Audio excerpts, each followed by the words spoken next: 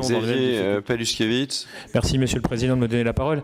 Évidemment, j'entends les commentaires de mes collègues, et notamment sur le fait de permettre, en tout cas sur les bassins miniers, de profiter de ce dispositif. Je rejoins complètement, je plus sois, ce que Madame Dalloz disait tout à l'heure, et notamment de limiter, si je puis dire, aux bassins miniers.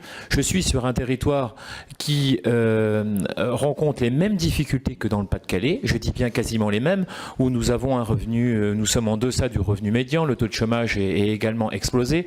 La combinaison des frontières luxembourgeoises n'arrange rien, dans la mesure où nous avons des dispositifs et des disparités telles que, évidemment, en fonction des territoires, des difficultés au niveau de l'urbanisme, et notamment et sur l'installation des entreprises sur des territoires qui bougent encore et en permanence, entraînent évidemment les créateurs d'entreprises à passer de l'autre côté de la frontière. Donc tous ces éléments-là, évidemment, nous amènent à penser qu'il convient, en tout cas sur les bassins miniers, Monsieur de Courson le propose de manière générale, c'est beaucoup plus difficile, mais il est vrai que je rejoins également ce que disait Monsieur Bourlange, dans la mesure où nous avons un discours pour le Pas-de-Calais, il n'y a pas lieu que sur des dispositifs ou sur des territoires semblables, nous ne puissions pas également l'appliquer. C'est la raison pour laquelle nous porterons en fonction de critères bien déterminés. Merci. Et j'aurai l'occasion de m'entretenir avec Madame Dalloz à ce sujet, de trouver les critères, et nous y veillons et ardemment pour que le territoire lorrain soit également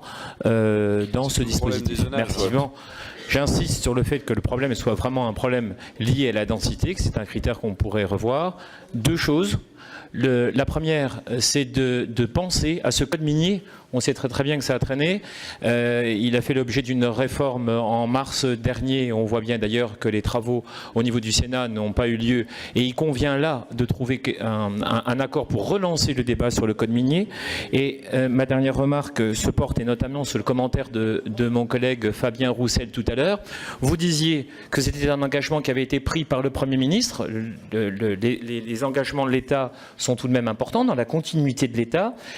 En présence ce même jour, le Premier ministre de l'époque, M. Cazeneuve, était à Longwy, accompagné de M. Christian Eckert, et l'engagement avait été également pris pour que ces territoires soient également concernés.